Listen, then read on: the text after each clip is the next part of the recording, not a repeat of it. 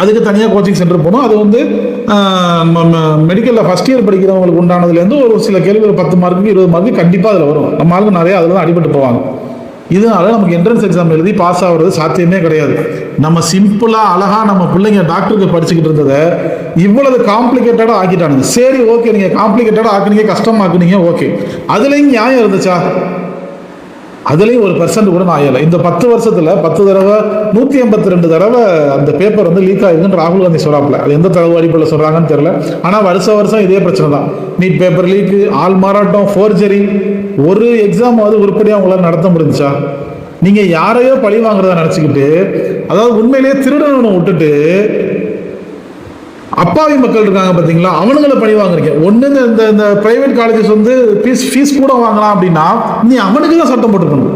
நீ ஃபீஸ் கூட வாங்கினா உன்னை சீல் வச்சு உன் காலேஜை மூடிடுவேன். இனிமேல் நீ ஃபீஸ் கூட வாங்கக்கூடாது, யாருமே ஃபீஸ் எக்ஸ்ட்ரா கட்டக்கூடாது. இல்லையா, அந்த காலேஜ் சீட்டை பூரா சென்ட்ரல் கவர்மெண்ட் கண்ட்ரோல் எடுத்து நீங்கள் வந்து இந்த கவர்மெண்ட்டுக்கு தான் ஃபீஸ் கட்டணும். அந்த கவர்மெண்ட்லேருந்து அவங்களுக்கு வந்து அந்த ஃபீஸ் போகும். இந்த மாதிரி இவ்வளோ காம்ப்ளிகேட்டட் நீங்கள் பண்ணுறதுக்கு அது மாதிரி பண்ணியிருக்கலாமே. ஒரு காலேஜ், பிரைவேட் காலேஜுக்கு 100 சீட்டு தானே இருக்குது. நீனே பணத்தை வசூல் பண்ணி இந்த காலேஜுக்கு கொடுத்துருக்கலாமே. இது வேலை முடிஞ்சா? இது அவனுங்களை பழி வாங்குறதா? நீங்கள் இத்தனை மாணவரை பழி வாங்கிட்டீங்க, இத்தனை உயிரை பழி வாங்கிட்டீங்க. இதெல்லாம் ஓகே. இது இவ்வளவு பிரச்சனையும் நடந்துருச்சு. இவ்வளவு மாணவர்கள் போராடுறானுங்களே, அவனை காது கொடுத்து கேட்குறீங்களா? அவனை நாய் அடிக்கிற மாதிரி, பேய் அடிக்கிற மாதிரி போட்டு அடித்து சாவடிக்கிறீங்க. பெல்லட் கொண்டு, ரப்பர் கொண்டு யூஸ் பண்ணுறீங்க. எவ்வளவு மாணவர்கள் பாதிக்கப்படுறாங்க, எவ்வளவு உயிர் போயிருக்கு.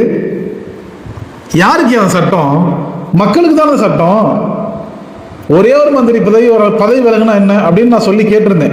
இவ்வளோ பிரச்சனை இருக்கு, ஒரு மந்திரி தானே பதவி விலக சொல்கிறாங்க, அதை சீர்திருத்தம் தானே கொண்டு வர சொல்கிறாங்க. நீட் தேர்வே வேணான்னு சொல்லலை, சீர்திருத்தத்தை கொண்டு வாங்கன்னு தானே சொல்கிறாங்க. அதுக்கே நமக்கு ஒருத்தர் கமெண்ட் பண்ணியிருக்காரு, இந்த மாதிரி ஒவ்வொரு மந்திரியாக பதவி விலக சொன்னால் ஒருத்தர் கூட இருக்க மாட்டான்னு சொல்லிட்டு. இருக்க வேணாம், இப்படி அநியாயம் பண்ணிக்கிட்டு மக்களை கொண்டுகிட்டு இருக்கிறதுக்கு எதுக்கு இருக்கணும் மந்திரி? தேவையில்லைங்கிறேன். சட்டங்கள் கடுமையாக்கப்பட்டதான் தவறுகள் குறையும். ஒருத்தர் தப்பு பண்ணிட்டாலும் நமக்கு தெரியுது. ஏன் அவனை அந்த பதவியிலும் தூக்குறதுக்கு உங்களுக்கு என்ன பிரச்சனை? ஏன் தூக்க மாட்டேங்கிறீங்க? அப்போ எத்தனை பேர் வேணாலும் சாவலாம், எத்தனை நாள் வேணாலும் போராடலாம். ஆனால் வந்து நீங்கள் பண்ண தவிர ஒத்துக்கவே மாட்டீங்க. இதுதான் இன்னைக்கு இந்தியாவில் நடக்குது. நம்ம நீட் தேர்வுனா என்னன்னு பார்த்துட்டோம், அந்த நீட் தேர்வை தூக்கி பிடிக்கிறது யாருன்னு பார்த்துட்டோம். அந்த நீட் தேர்வை எதுக்காக தூக்கி பிடிக்கிறானுங்கன்னு தெரியல. உண்மையிலே இந்த நீட் தேர்வு ஒழிஞ்சு 12வது மார்க்லேருந்து என்னைக்கு மெடிக்கல் சீட்டு கொடுக்குறாங்களோ அன்னைக்கு தான் நம்ம ஏழை எளிய, உண்மையான ஏழை எளிய மாணவர்கள் டாக்டர் ஆக முடியும். இந்த நீட் தேர்வு இருந்துச்சு அப்படின்னா நிச்சயமா சொல்றேன், சத்தியமா சொல்றேன், ஏழை மாணவர்கள் டாக்டர் ஆக முடியவே முடியாது. இதுக்கு நீ எத்தனை முட்டு கொடுத்தாலும் சரி, அதுக்கான வாய்ப்பே கிடையாது. ஏன்னா இவ்வளவு பிரச்சனைகள் இருக்கு.